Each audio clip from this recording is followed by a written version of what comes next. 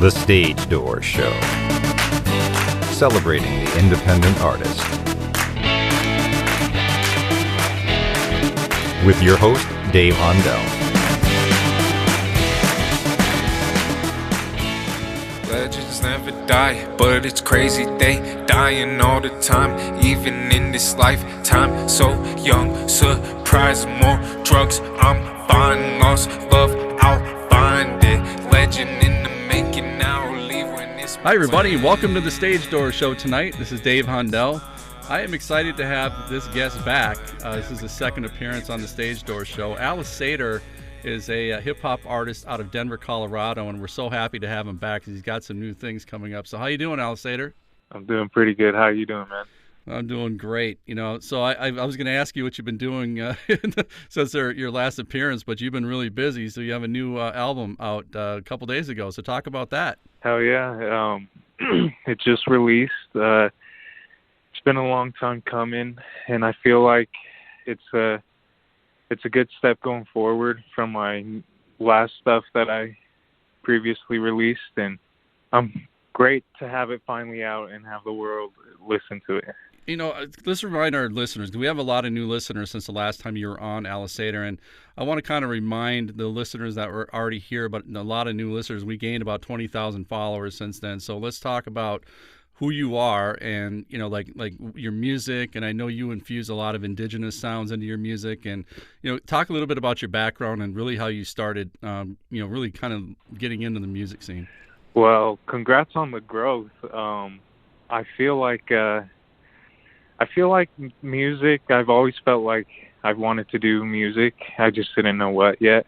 And I feel like I try to incorporate different ideologies within my music, and the heritage comes into play with that because I feel like I don't talk about the regular stuff that is being talked about. I feel like I'm trying to branch out into different type of king and how you want to go about music. And I also wanted to incorporate really dope beats and just hard hitting beats, just because I feel like that's what everybody likes to listen to. And like going to a powwow growing up, I feel like it's always heavy hitting. You're having the time of your life, you know? So I just wanted to have fun with this tape. When you talk about powwows and, you know, there's a lot of beats there, and do you kind of get a lot of inspiration from those beats that when you're growing up, from the powwows? I mean, does that go into some of your beats now? Oh, hell yeah. I feel like I'm trying to incorporate more, I guess, like dancing to my music, because I don't know. You could do whatever the fuck you want to do with my music, you know? And, like, I feel like when it comes to the heavy-hitting stuff, that's just, like, a part of the dancing and just releasing through the music, you know, and experiencing a good time or whatever you want to feel through the music. You know, when you come up with your beats, you know, what is your process like? I mean, do you sit in front of like the machine, or, you know, and kind of try out a few different things, see what hits, or do you just kind of, does it just kind of come into your head and you already know what kind of beat you want to go with? So actually, when I was first making music, I would only rap off of like YouTube beats and just like type beats. And I feel like I don't make my own beats. I have found people that I work together with, and I work with them on how I want the song to sound like and what their skill set is like. And I really try to push people to be as creative as they can with their beats. I feel like the people that I met now and like through the music, I've built really good relationships with them, and we've been able to create beautiful music. You know, talk about collaboration, because that's something we like to talk about here. And, you know, I think it's important. You know, sometimes you gel with people and sometimes you don't. When you get lucky with somebody like yourself, when you find that collaborator with you and you come up with a great beat or a great hook to your music, I mean, that's a valuable thing, right? I mean, in the indie world, especially when you find that kind of collaboration. I mean, talk about that a little bit.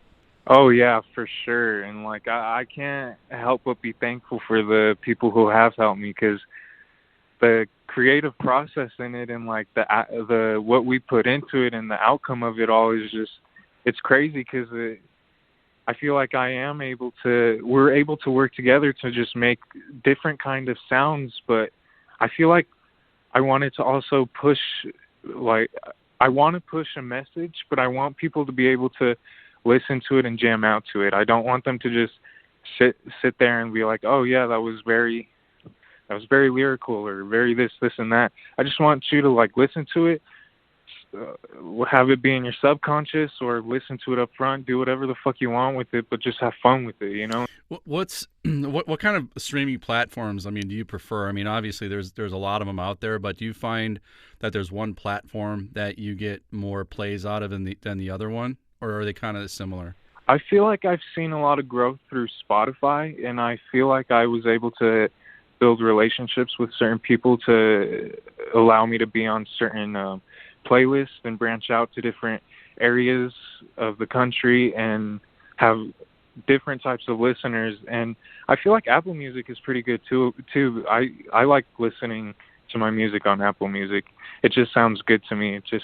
I feel like the sound of the music is a little more clear, but I feel like I see more growth on the Spotify. Yeah, I think it's important too, especially as an indie artist, to watch your growth and your analytics. And, I think a lot of people put music out, but they don't really, watch their analytics enough and see what their demographics are. I'm always checking on my demographics to see what age range listen to me the most and what parts of the world listen to me the most. And I try to really cater to that because, it's sometimes you kind of fall into a certain demographic, but I mean, if you really watch that and study it, I think you can really grow your base a little more. So do you find that to be the case? Yeah, and I feel like that's what me and my team are trying to do now, is just trying to find ways to always be promoting ourselves and find good playlists that are authentic and will get us real plays and real followers and listeners.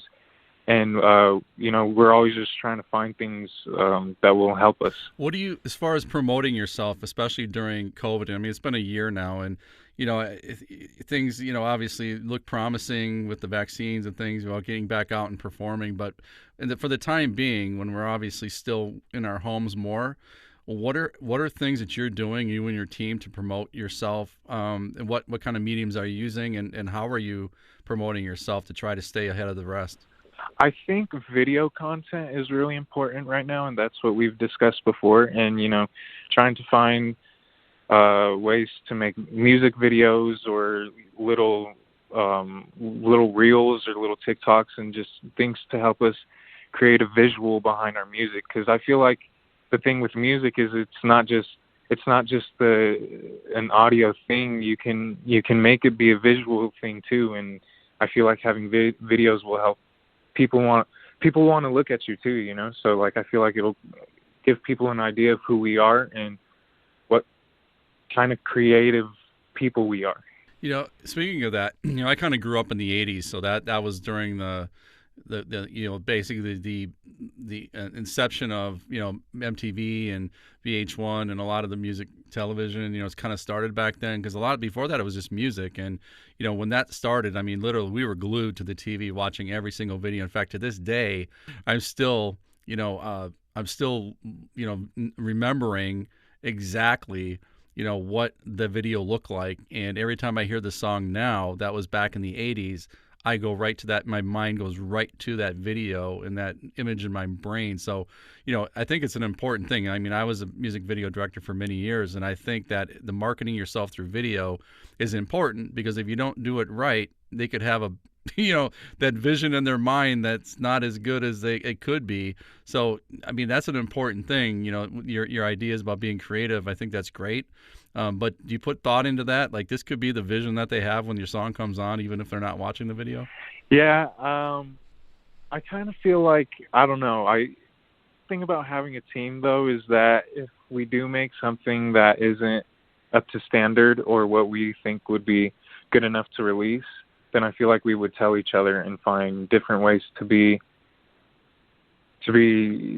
good, And I feel like you're right, though, like with showing, like, that's the first impression, and people want to have a good first impression. And I just feel like we're really out there as a group, and it's just, we're trying to push things that I feel like has never been done, but you can't really say that with music, because music, I feel like, is always a like people always reinvent themselves and reinvent old things to make new things, and that's just how I feel like we're going to be. We're just going to reinvent things to make things our own thing, and it'll be as good as we can make it. Yeah, that's great. The way you said that is perfect, because one of the things also with indie artists, I think that you have a business sense, I think, more than some people do, and I think it's great that you do, and you work with your team and collaborate, and the fact that you do talk it over before you put something out, because I think a lot of people just put something out and see if it sticks, but I think you actually put a lot of thought into that, so kudos to you and your team for doing that. The one thing I also want to get back into your new album, so let's talk about that and some of the music, some of the songs that our listeners can listen, because it's already out, so let's talk about some of the songs that you have out that people are going to enjoy listening to. Oh, hell yeah. I like the whole thing, obviously, but my top 3 standouts are Burn It Down. I think I love that one. And then Kundalini and Legends Never Die, the last song. Talk about Burn It Down a little bit. Where did that song come from, and what's the feeling behind it? So that was one of the first beats that was sent to me, and a lot of the beats throughout my tape were made by this one guy, Chevy. Shout out to him. He's brilliant. He's got a sound, but he sent me it, and I don't know, this process with this little tape, I feel like it was like I just let things come to me. I didn't try to think too hard on what I wanted to say or how I wanted to execute it. I just wanted it to be good. And I feel like Burn It Down, I had that verse written a long time ago. It just came to me, and I separated it, made a hook to it, because the beat was just how it was structured. I was able to like make a hook and then a little bridge and then a different hook, at the end. And I just and the concept, I feel like when it all came together, it like tied in with the album, I feel like, because that's the second to last song, and I feel like that's me coming into that was me at my full peak as an artist to me. I feel like I came up with a beautiful hook, dope lyrics, and the beat was hard. Let that boy cook. If you're cold, then move closer to the fire. Fresh to death, depressed as fuck. I be creating vibes ever since I found out I was gonna be big foot. I got chills on my spines. Don't feel threatened, cause my weapon's peace and love. Not a rapper, but I rap like I'm the shit. I expect what I get is more than I can give. Oh shit, code red, I demand all the respect. I'll flip the script like my soul ain't for sale, then sell it to the highest bid. Burn it, burn it, burn it, burn it down, down, down. Burn it, burn it, burn it, burn it, burn it down, down, down. And I just delivered and said what I wanted to say, Well, that's what it's all about, man, making sure that message gets out there. All right, so let's talk about the next song that you mentioned, Kundalini. So talk about that one, Alasadir, and what's the story behind that one?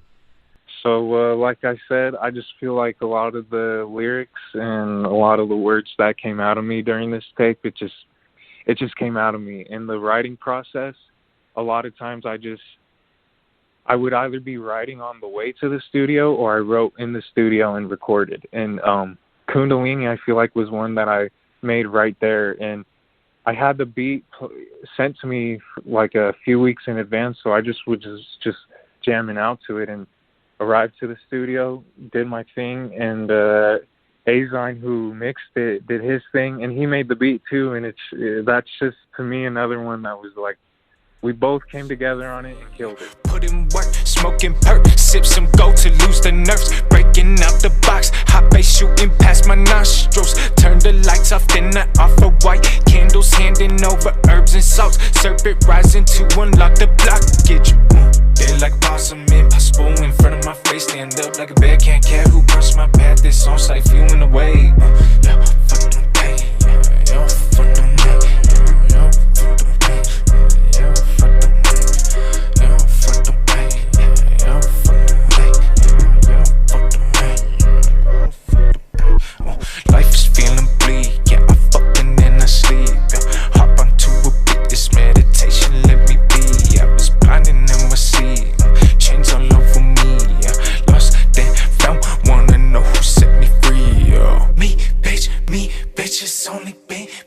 Legends Never Die. I mean, that one to me just sounds like something I want to listen to. So talk about the Legends Never Die. It sounds like a story. So that one was the first song I made for the tape, actually, and I wrote it after Juice WRLD died. And I didn't really listen to Juice WRLD, but like his death just really affected me. And a few weeks later, my grandma died, and like I feel like I was able to finish the song, and it just made me feel like it was a good ending to the whole tape, because I feel like it was me recognizing that I'm a fucking legend, I don't give a fuck, and I'm going to leave my mark, and we all can leave our mark. We're all legends, you know? And the beat itself, I feel like, I don't know, when I first heard it, I just knew automatically like I was going to do something with it. Legends never die, but it's crazy they dying all the time, even in this lifetime. So young, surprise, more drugs I'm buying, lost love, I'll find it. Legend in the making, I'll leave when it's my time. When it's my time, never gonna leave till it's my time. When it's my time, never gonna leave till it's my time. I can feel it's my time. No, not the count where I might die. Been looking in the mirror, reflecting all these choices like nothing really matters, but sometimes some shit just coincides. So I'm about to get it way before it flashing from my eyes. So quick, 1 second I'm here, then the next, you know, I'll be gone. And sing this song, you know, that every legend before and after never gonna die, we still here. And shout out to Justin Pablo. I knew him since I was a kid, and he made a beat or he had the beat on SoundCloud, and I was like, dog, I have to get on this shit. Yeah, man. Well, that's a great story, and my condolences on your grandmother. But you know, a great way to really kind of pay homage to those who passed away. But like you said, I think we all have that legend inside of us, and that was well said, because you know, a lot of times, I ask this question. I'm going to ask you because it's not on my list, but I'm going to ask you anyway. I mean, what is your legacy? What do you want your legacy to be with your fans? I mean, when it's all said and done, I mean, what do you want your fans to walk away with when it comes to your legacy? Oh, that I feel like that I was a good person, that I tried to do as good as I could, that I didn't give a fuck, that I was revolutionary, that I love music, and music's the first step and the first thing that I want to do in my life. And I just feel like music will help me get to the places where I want to get. And I just want everybody to know that like life is beautiful, and that's just how I am. That's just how I view it, you know? Yeah, that's a great thing to say. And I think especially with our listeners, we have so many listeners of all ages that listen to our show. And, I watched the thing on the news, last couple of days, they've been talking about it a lot. But during the last year in COVID, there's been a big number of, suicides for young people who, that are at home, schooling from home and not able to see their friends and able to go to college and so forth. And, I think that, music right now is something that everybody's turning to, especially our younger listeners. So I guess what message do you have for them as a musician, and with the kind of music that people can listen to, an empowering type of thing? What is your message to them? It's to believe in yourself and trust in yourself, and that at the end of the day, it's going to be you and you only, and nobody's going to give a fuck about you until you give a fuck about yourself. And don't even give a fuck what anybody else thinks. Also, it's just do you. I feel like that's like the biggest thing I've learned in life, is to just keep doing me and not worry about anybody else. Yeah, that's a great message. The other thing I wanted to ask you, Alasadir, is once, like I said, you're growing your fan base, which is great, and what's the one place, once you hit it, what's the one place you want to perform anywhere in the world? It doesn't matter where it is. Where is it that you want to stand on that stage and perform? What stage you want to be on?